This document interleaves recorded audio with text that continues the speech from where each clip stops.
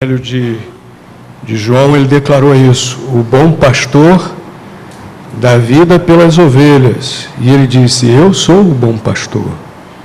Jesus é o nosso bom pastor, deu a vida por nós na cruz, nos dá salvação, cuida de nós durante o nosso viver aqui também.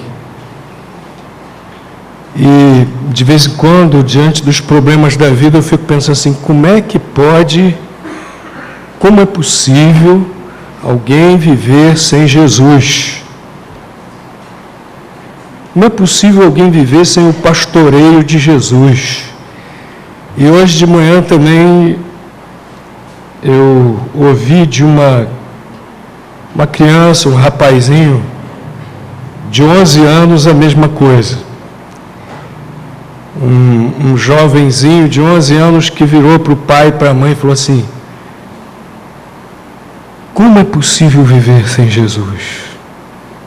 Quando a gente tem Jesus realmente na nossa vida, Ele é o nosso bom pastor. E aí nós percebemos como é bom viver com Jesus, como é bom ser amigo de Deus, como nós acabamos de cantar agora. Você pode experimentar isso, meu amigo. Você pode entregar a sua vida para Jesus. Você pode fazer dele realmente o seu pastor, o Senhor da sua vida, e deixar-se conduzir por Ele. É bom demais. Só experimentando. Ele vai conduzir você por essa vida aqui e vai conduzi-lo à eternidade, para os pastos eternos do rebanho de Deus. Entrega a sua vida ao Senhor Jesus. Nós temos visto muitas distorções em relação ao ministério da palavra, em relação ao ministério pastoral. Nós estamos vivendo tempos conturbados e precisamos entender bem o que a palavra de Deus diz sobre o ministério pastoral. No mês de junho, nas igrejas batistas, o mês de junho é dedicado ao ministério. E havia antigamente assim uma certa apreciação pelos pastores, quase como se eles não fossem seres humanos, né? Antigamente, no meio evangélico, assim, havia uma reverência pelos pastores, até criar o hábito de chamar os pastores de reverendos. Ainda bem que no meio batista esse hábito não pegou, chamar pastor de reverendo. O que significa reverendo? Digno de reverência. Será que algum ser humano é digno que alguém se ajoelhe diante dele? Nenhum. Né? O próprio apóstolo Pedro, quando Cornélio quis se prostrar diante dele, o que o apóstolo Pedro fez? Tomou Cornélio pelas mãos, o levantou e falou: levanta-te, porque eu sou homem como tu. Não é? Ninguém pode ser chamado de reverendo. Ninguém pode ser chamado de reverendo. Ninguém é digno de reverência. Né? Digno de respeito todos nós somos. Mas digno de reverência ninguém é. Porque a palavra de Deus diz que todos nós somos o quê? Pecadores. O único digno de reverência, o único digno de nós nos prostrarmos diante dele é Deus. Mas antigamente havia esse sentimento assim, como se o pastor fosse quase um ser sobrenatural, né? Algumas pessoas até achavam que as orações dos pastores são mais poderosas do que a dos outros crentes. Negativo. O poder não está em quem ora. O poder está em quem leva a nossa oração a Deus. O nosso mediador, que é Jesus Cristo. Né? Lá em Hebreus capítulo 4 diz que nós temos um sumo sacerdote, que é Jesus Cristo, e que por meio dele nós podemos chegar confiadamente à presença de Deus. Quando a reforma protestante aconteceu, essa ideia do livre sacerdócio, né, no sentido do livre acesso a Deus pela mediação de Cristo, foi resgatada. Está na Bíblia, e isso foi resgatado. Nós não precisamos de nenhum mediador entre nós e Deus. Pastor não é um mediador. Pastor não é um sacerdote. Pastor não é um mediador entre o homem e Deus. Não, é Jesus Cristo. Nosso grande pastor Jesus Cristo também é o nosso único mediador. Eu fico meio incomodado quando vou fazer a minha declaração do imposto de renda. Não é somente, alguns irmãos já devem estar pensando, ele fica incomodado pelo que o governo toma e não devolve. Também, mas não é disso que eu quero falar, não, né? Porque se o governo tomasse, mas devolvesse os benefícios para a população, né? Aí seria outra coisa. Mas não é sobre isso que eu quero falar, não. Eu me incomodo porque o pastor, né, tem lá as categorias profissionais. Quando a gente vai fazer a declaração do imposto de renda. Aí o pastor se enquadra lá na categoria de sacerdote religioso. Legalmente, né, para a Receita Federal, né, sacerdote religioso. Pastor não é sacerdote, porque sacerdote é aquele que faz a mediação, a ligação com Deus. E o nosso grande sacerdote, sumo sacerdote, que a palavra de Deus diz, é o próprio Senhor Jesus Cristo. Então havia essa oscilação. Olhava-se para o pastor como que quase um ser sobrenatural, olhava-se para o pastor como se fosse um sacerdote. E até hoje ainda existem alguns grupos, até hoje ainda existem algumas igrejas, até hoje ainda existem alguns pastores que alimentam isso. Não, eu sou o ungido de Deus. Já ouviram isso, né? Eu sou o ungido de Deus. Será que pastor é ungido de Deus? É. Mas a palavra de Deus diz que todos os crentes também são. Todos os crentes também são ungidos de Deus. Não, eu sou o único que conheço a palavra de Deus. Será que o pastor é o único que conhece a palavra de Deus? O pastor tem a obrigação, tem o dever e tem a capacitação de Deus, a gente vê isso na palavra de Deus, para se entregar ao estudo aprofundado da palavra de Deus. Mas será que é só o pastor que conhece a palavra de Deus? Não. A própria Bíblia diz que todos devem ler, todos devem procurar entender, todos devem procurar apreender o que está aqui na Bíblia e praticar. Mas tem pastores por aí que se apresentam como se fossem os super crentes, o supra-sumo de tudo, e infundem uma mística que todo o rebanho deve quase que adorar, reverenciar e quase adorar o pastor. E há muitos pastores que usam isso até como instrumento para explorar financeiramente o rebanho. E tiram do rebanho o que a Bíblia não autoriza a tirar. Tosquiam terrivelmente as ovelhas e enriquecem à custa do Evangelho. Mas há o outro extremo também que nós observamos. Nós observamos também igrejas que têm sofrido por falta de compreensão e de valorização do ministério pastoral. Também há esse outro extremo.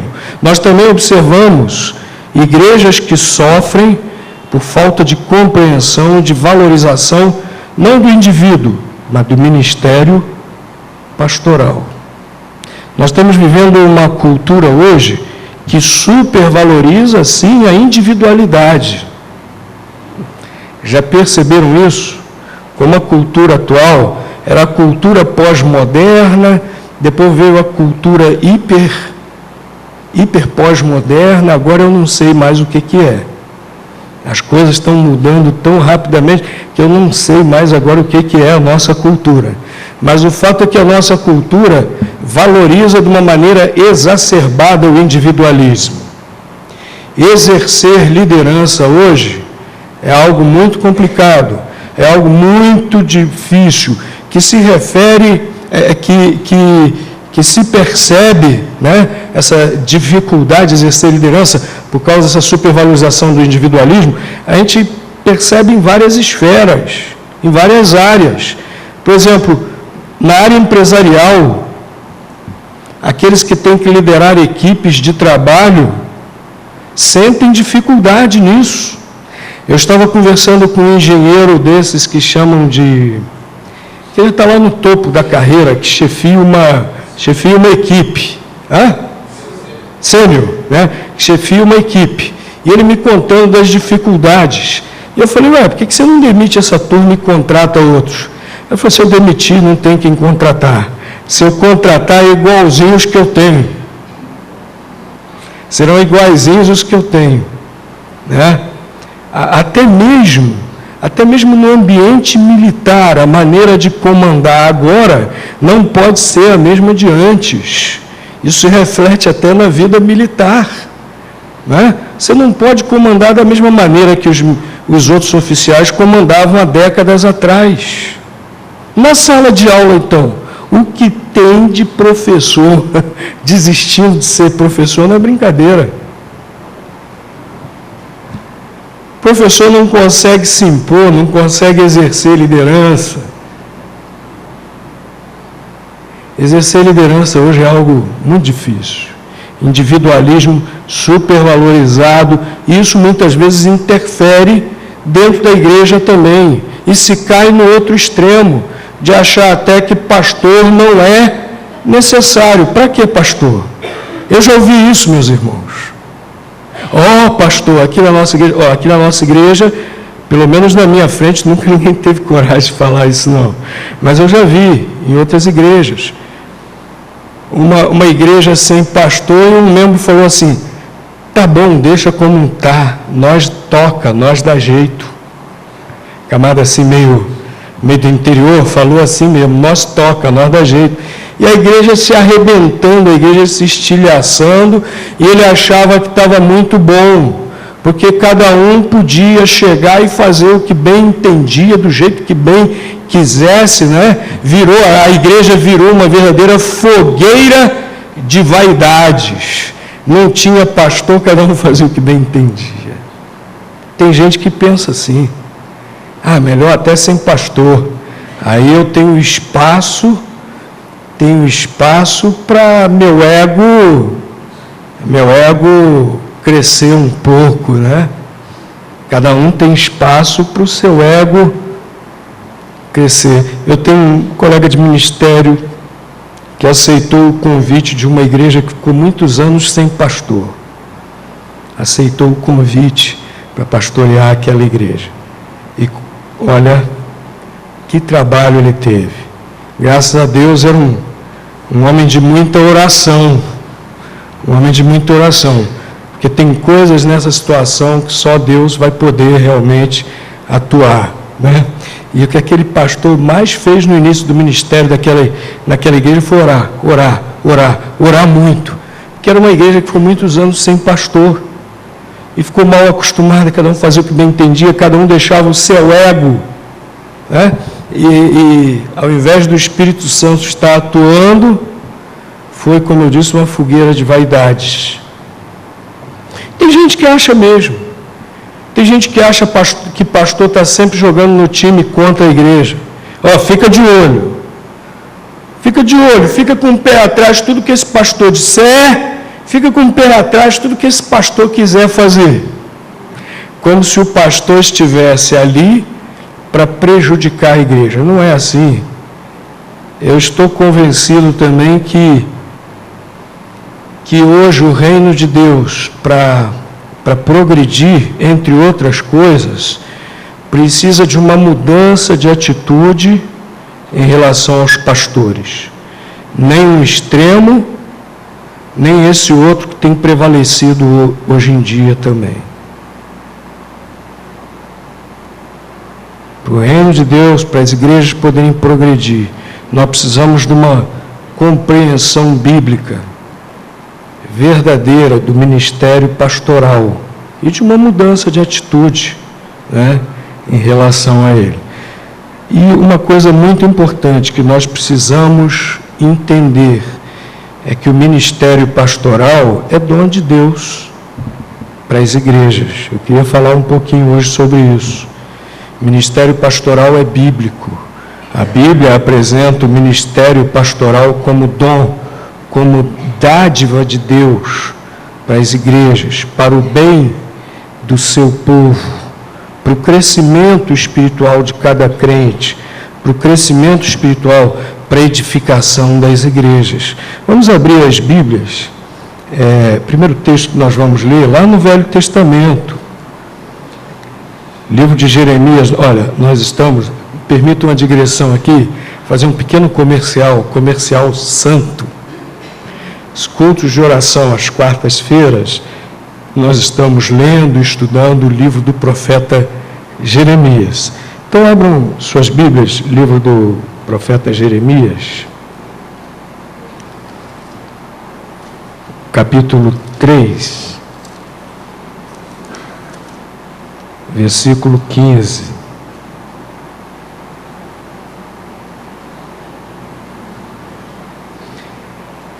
Livro do profeta Jeremias, capítulo 3, versículo 15.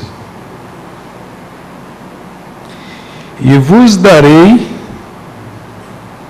pastores segundo o meu coração, os quais vos apacentarão com ciência e com inteligência.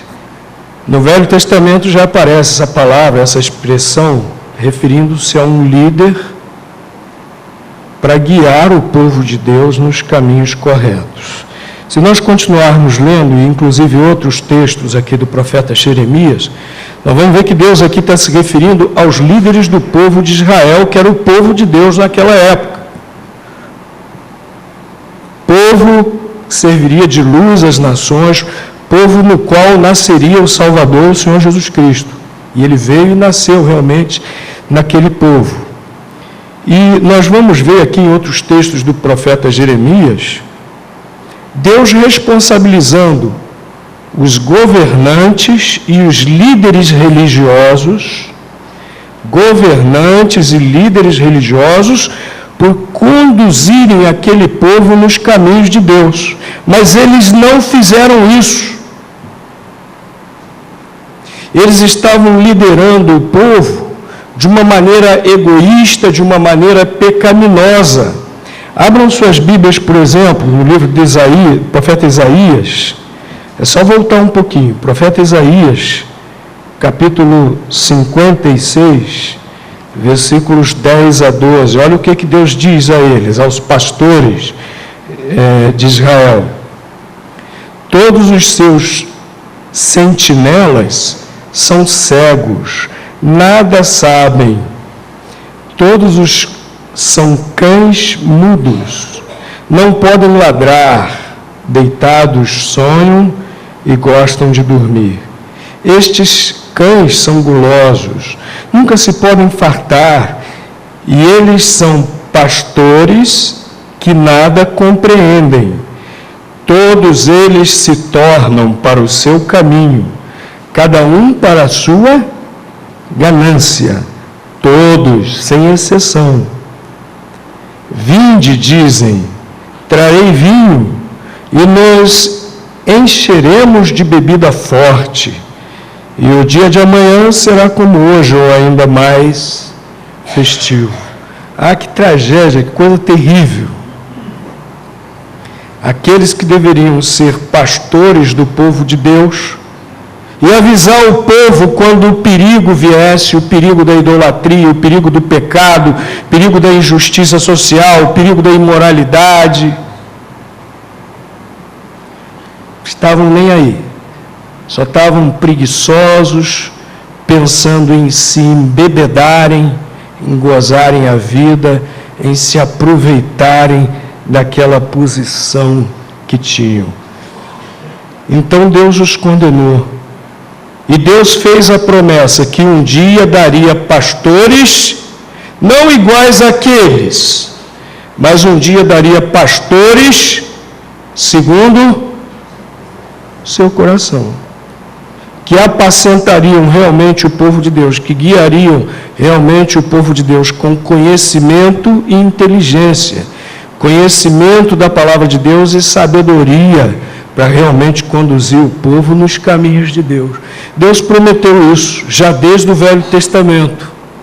Em parte, essa promessa se cumpriu já com Esdras e Neemias. O povo foi para o cativeiro por causa do seu pecado, retornou do cativeiro, Deus providenciou Esdras e Neemias.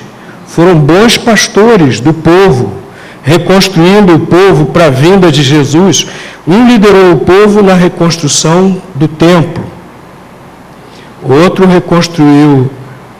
liderou o povo na reconstrução dos muros de Jerusalém. E todos dois levaram o povo a um compromisso de obediência com Deus. Mas depois deles, o povo foi se desviando de novo,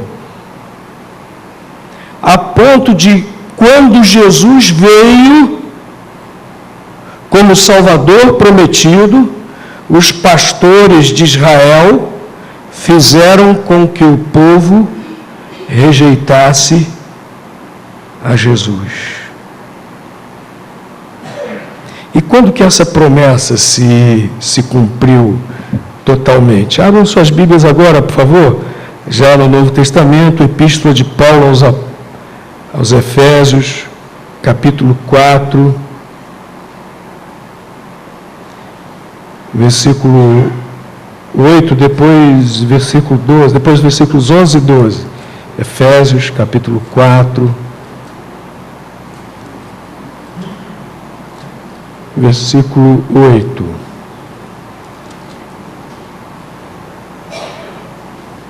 Por isso foi dito, subindo ao alto, levou o cativo o cativeiro e deu o quê? Dons aos homens. E aí, a partir do versículo 11, fala que dons foram esses, que Jesus Cristo deu aos homens, deu às suas igrejas, deu ao seu povo. Versículos 11 e 12. Ele deu uns como apóstolos, outros como profetas, outros como evangelistas, outros como pastores e mestres. Para quê? Qual o objetivo? Versículo 12. Tendo em vista o aperfeiçoamento dos santos, para a obra do ministério, do serviço, do serviço a Deus, para edificação do corpo de Cristo. Cada um servir a Deus com o seu dom para edificar a igreja. Ele deu apóstolos, profetas, pastores e mestres para isso. Pelo que a gente vê no Novo Testamento, os apóstolos não existem mais. Nós vimos lá no livro de Atos, capítulo 2,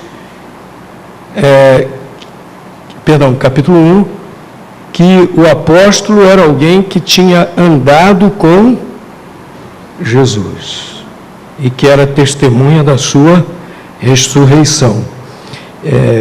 E Paulo, falando a respeito disso, ele diz que ele foi o último, o derradeiro.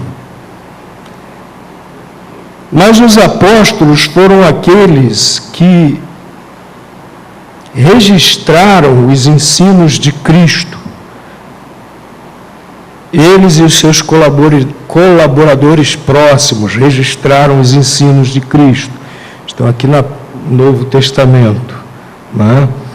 Os profetas, eles registraram as palavras de Deus que estão aqui no Antigo Testamento. Evangelistas, pastores e mestres, o que fazem hoje? Aquilo que os profetas e apóstolos registraram, evangelistas, pastores e mestres, hoje o que fazem? Anunciam. Evangelistas pregando o Evangelho para que as pessoas se convertam, né? Pastores e mestres, é interessante que aqui no original grego, pastor e mestre é uma palavra só. Tem como que um hífen ligando as duas, a mesma função, para enfatizar como o pastor precisa se dedicar ao ensino. Tanto que lá em 1 Timóteo, capítulo 3, apóstolo Paulo ressalta o ensino como um dos aspectos principais da atividade pastoral, né? Ele diz que o presbítero tem que ser apto para ensinar. E mais adiante também nesse capítulo, ele vai dizer que tem que ser digno de dobrado honorário o presbítero que se afadiga no ministério, principalmente no ensino e na pregação da palavra. Pastor mestre, evangelistas e pastores mestres se dedicam à pregação e ao ensino daquilo que profetas e apóstolos registraram aqui. E por meio disso a igreja vai sendo edificada. Meus queridos irmãos, sem ensino da palavra de Deus, fiel à Bíblia, sem pregação do Evangelho, fiel à Bíblia, a igreja não é edificada nem qualitativamente, nem quantitativamente. Você pode ter uma multidão dentro da igreja. A igreja pode estar abarrotado, pode ser um auditório para 10.000 pessoas, abarrotado. Mas se aquelas pessoas não estão ali realmente por causa da palavra de Deus, e recebendo realmente a palavra de Deus, não é uma igreja crescendo, não é uma igreja se edificando, é qualquer outra coisa. Crescimento, edificação da igreja é em função da palavra de Deus, como fica muito claro aqui. E Deus deu evangelistas, pastores e mestres, visando, como deixa muito claro o versículo 12, essa edificação da igreja. Pastores, alguns se dedicam mais ao evangelismo, outros se dedicam mais ao aspecto de mestre, não é? Isso não quer dizer que só o pastor evangelize, isso não quer dizer que só o pastor ensine a palavra de Deus, não, mas ele é o principal, vamos dizer assim, coordenador disso na igreja, né? Mas eles foram dados por Deus ao seu povo, às suas igrejas, cumprindo o que ele prometera no Antigo Testamento, para que a igreja seja edificada, para que a igreja cresça em quantidade, para que a igreja cresça em qualidade. Para isso Deus deu os pastores às igrejas, para servirem as igrejas dessa maneira. Como cada crente também precisa servir ao reino de Deus com o seu dom. Que a palavra de Deus diz que cada crente recebe vamos dizer assim, uma ferramenta para servir o reino de Deus, para servir a edificação da igreja. O que você está fazendo com a sua ferramenta? Está guardada, enferrujada na prateleira? O dom, a capacitação que Deus lhe deu, você está usando, você está servindo a Deus, ou você se satisfaz só em vir à igreja e ouvir uma mensagem, cantar louvores, voltar feliz para casa? Isso é só uma parte da vida cristã, uma pequena parte. Há outra grande parte que é servir a Deus. Tanto que o versículo 12 diz que o trabalho dos pastores tem como esse objetivo, né? Aperfeiçoar os crentes, os santos, para a obra do ministério, de servir a Deus, servir a igreja, para a edificação do corpo de Cristo. O pastor é o estimulador, é o orientador, né? É o coordenador, né? Para que cada crente realmente também exerça o seu dom espiritual. A Bíblia diz que somos corpo, cada um de nós um órgão. E todos nós precisamos atuar, senão o corpo sofre ao invés de crescer. Todos nós precisamos atuar uns pelos outros, né? Na Igreja de Cristo. Então, para isso, Deus cumpriu a sua promessa e deu esses pastores já prometidos lá no Velho Testamento. Queriam apacentar o povo segundo o coração de Deus. Agora, esse ministério pastoral, essa atividade pastoral, envolve diferentes tarefas. Essa atividade de transmitir a palavra de Deus, de estimular o uso dos dons espirituais, né? De orientar o uso dos dons espirituais, isso envolve diferentes tarefas. Abram suas Bíblias agora, Atos, capítulo 20. Nós vamos ver aqui uma ocasião em que Paulo chama os pastores de 3 títulos que designam esses aspectos da sua atividade. Atos, capítulo 20, versículo 17.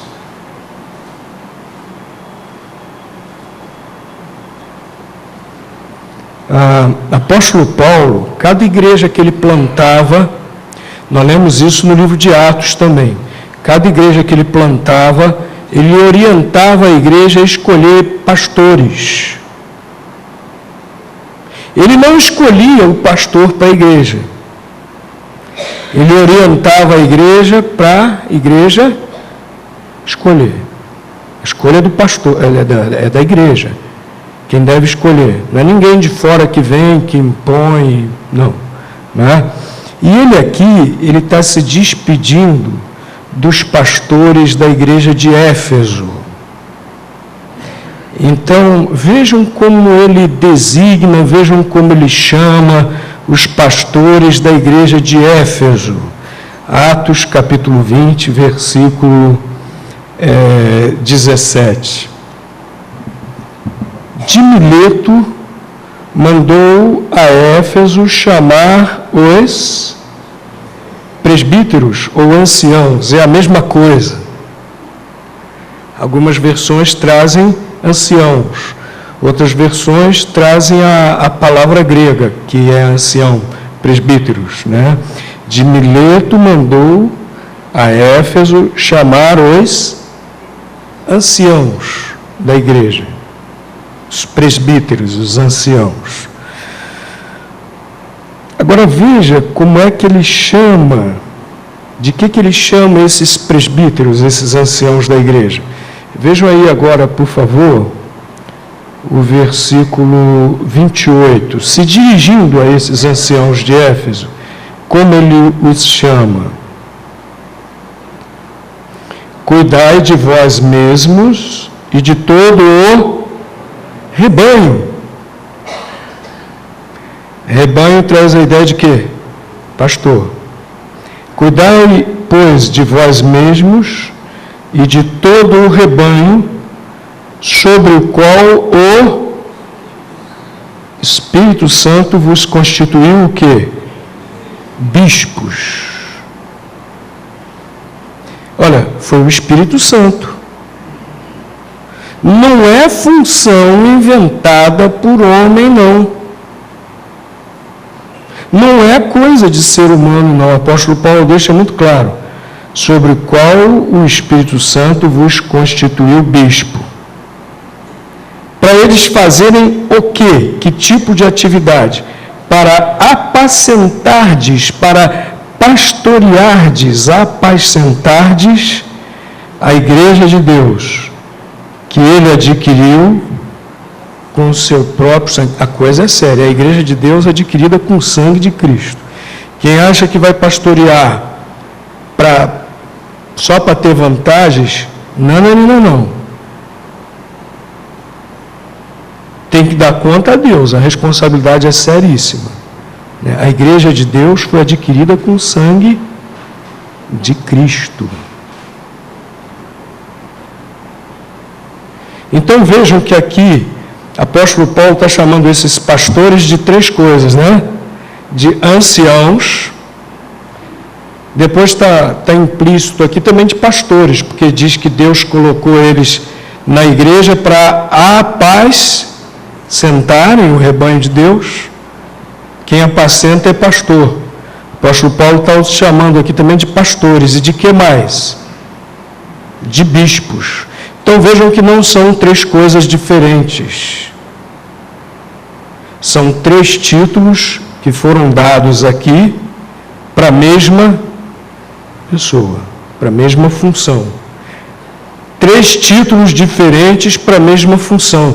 Paulo estava se referindo ali, estava se dirigindo às mesmas pessoas, e aquelas mesmas pessoas ele chamou de anciãos, de pastores e de bispos. Não existe uma hierarquia. Tem igreja que tem aquela hierarquia, presbítero, pastor, bispo. Não existe essa hierarquia. São três títulos para a mesma pessoa, destacando aspectos do ministério. Paulo chama aqui de ancião para quê? Para destacar o quê? Sabedoria que o pastor precisa ter. Pelo menos a regra geral é que quanto mais a pessoa vive, mais sabedoria ela adquire. Não adianta os jovens se acharem sabichões, não. Né, os jovens, eu passei por isso. Eu sou jovem também, quer dizer, fui jovem. Né? E quando a gente é jovem, a gente acha que sabe tudo. E olha para os mais velhos assim, esse cara não sabe nada, esse cara já é um dinossauro ultrapassado. Mas não adianta. É lei da vida, é fato. Quanto mais se vive, a regra geral é essa. Mais se adquire o quê? Sabedoria. Então, pastores aqui são chamados de anciãos, presbíteros. E eles, naquela sociedade daquela época, eles eram muito valorizados, os anciãos, justamente por causa dessa sabedoria. Os líderes naquela época eram chamados de anciãos, mesmo que não fossem velhos. Então, isso destaca essa sabedoria que o pastor precisa ter, precisa buscar, para poder admoestar, para poder aconselhar, para poder corrigir. Lá em 1 Tessalonicenses, capítulo 5, fala a respeito disso, né? Que aqueles que presidem a igreja, aqueles que lideram, aqueles que pastoreiam a igreja, têm que se dedicar a isso, a exortar, a admoestar, a corrigir, a encorajar. Lá Tito, capítulo 1, versículo 9, também fala a respeito disso. Para isso é necessário essa sabedoria, não é? Então, quem é um jovem pastor, muitas vezes tem que passar pelo carbureto, para adquirir, né? Tem que passar pelo carbureto, passar logo no fogo, né? Ter aquelas experiências, a tribulação, etc., para poder adquirir essa sabedoria, pela graça de Deus, né? Para poder desempenhar essas tarefas do aconselhamento e da exortação. Pastor também, nós vimos aqui, ele é chamado de aquele que apacenta o rebanho de Deus, aquele que pastoreia o rebanho de Deus. E há outros textos também, nós lemos também há outros textos que fazem referência ao pastor. Lá em Hebreus, por exemplo, no último capítulo fala: obedecei a vossos pastores, porque hão de dar conta a Deus, né? Pastores. Há vários textos assim no Novo Testamento fazendo referência aos pastores nas igrejas, para ressaltar esse aspecto daquele que cuida com carinho, com amor. Cuida com carinho, com amor e que alimenta, né? A Bíblia inclusive fala, Jesus falou isso, o bom pastor, se referindo a ele.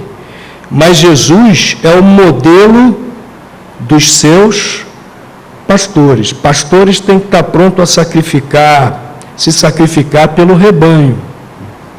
Tem que estar pronto a se sacrificar pelas ovelhas, né? E eu creio que até mesmo literalmente, se for necessário, como Cristo deu a vida, até mesmo se for necessário, dar a vida também pela ovelhinha, literalmente também, né? Então é para destacar esse cuidado, esse desvelo, esse zelo por cada ovelha, e também o fato de que é o pastor quem alimenta as ovelhas. O Salmo 23 que nós acabamos de ler: deitar-me faz em verdes pastos. O pastor levava onde tinha o verde pasto e onde tinha água tranquila para a ovelhinha beber. O alimento espiritual que o pastor precisa servir à igreja, e tem que ser de boa qualidade. Não pode ser baseado no achismo, não pode ser baseado no estrelismo pessoal. O YouTube está cheio, não quero julgar não, tem muita coisa boa no YouTube, mas também tem muita coisa ruim. O YouTube está cheio de pastores popstar, estrelas, que são movidos não por esse amor pelas ovelhas, por esse amor pela obra, mas pelo amor a si mesmo.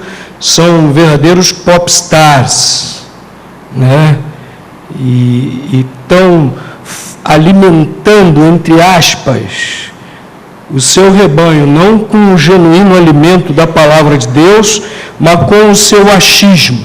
Uma vez eu estava assistindo um desses que está muito na moda, fala para casais, e eu ouvi ele contar em 30 minutos de palestra, eu vi ele contar quase 20 piadas. Mas eu não vi ele citar a Bíblia nem sequer uma única vez.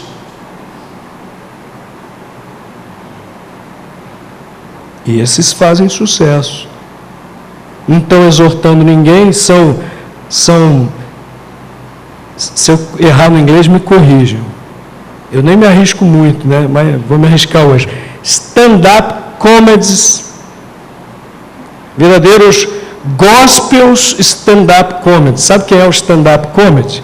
É aquele cara que fica sozinho contando piada e o pessoal ri e tal, só ele ali e o banquinho dele, às vezes contando piada e todo mundo rindo, né?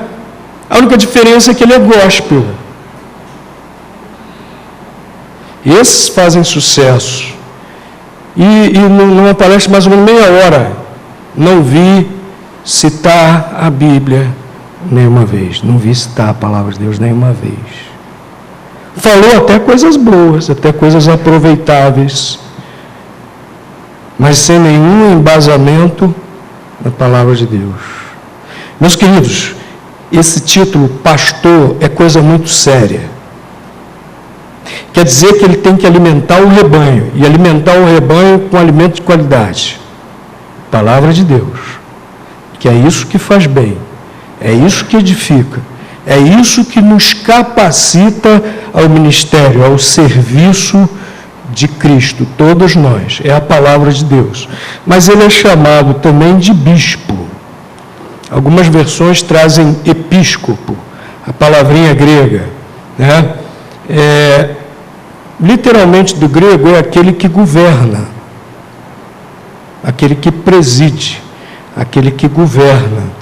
Então o pastor é aquele que está supervisionando, é aquele que está presidindo, aquele que está liderando a igreja. E às vezes é meio pesado isso, né? Às vezes é meio complicado. Onde existem várias cabeças, o negócio é complicado. Tem muita gente que coloca a culpa de determinadas coisas no nosso modelo batista, né? Nós vamos ter uma assembleia já, em que todos propõem, que se discute, se vota, todo membro pode falar, opinar, e votamos. A culpa é desse sistema batista. Mas não, porque há outros sistemas evangélicos totalmente centralizados e existem os mesmos problemas.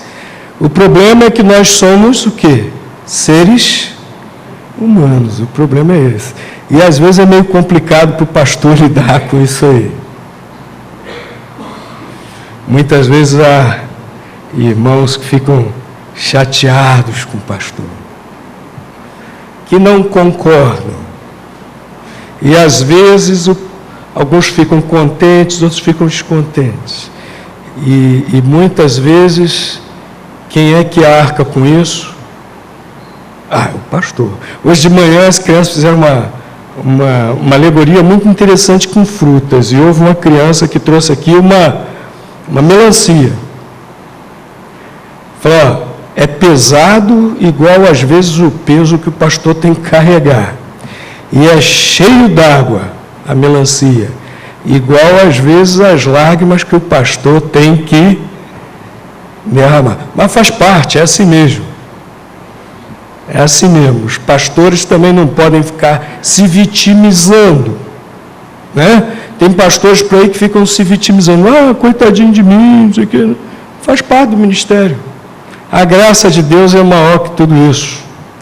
Não quer dizer também que os irmãos estão com autoridade aí, com carta branca para pegar o estilingue e mandar pedrada nos pastores. Também não é isso. Mas temos que compreender, faz parte. Pastor é o bispo, é o episcopo. Agora, certos pastores não podem entender isso também como ditador. Se há membros que vão para o extremo de rejeitar totalmente a liderança do pastor, tem membros de igreja que fazem isso. O que o pastor orienta, o que o pastor fala, entra pelo um ouvido, sai pelo outro. Meus irmãos, será que não seria melhor a gente fazer assim, outro? Não seria melhor por causa disso, daquilo outro? Tá bom, pastor. Vai ver se eu estou ali na esquina. Tem crente que infelizmente faz isso. Agora, também tem pastor que, porque é o episcopo da igreja, também quer ser um ditador. E quer dizer, às vezes, até para a ovelha com quem vai casar, com quem não vai. Eu já vi disso.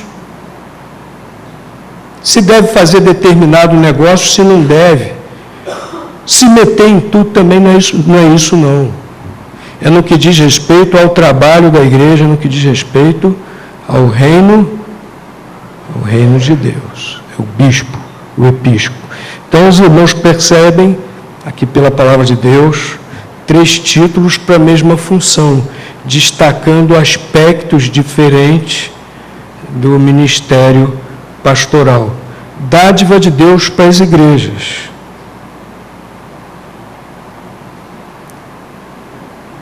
E tem gente que às vezes não valoriza, não acha que seja dádiva de Deus para a igreja.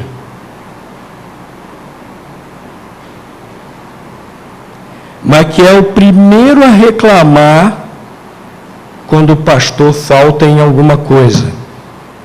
Está reclamando por quê? Você acha que não faz falta? Está reclamando de quê? Se não faz falta, não reclama.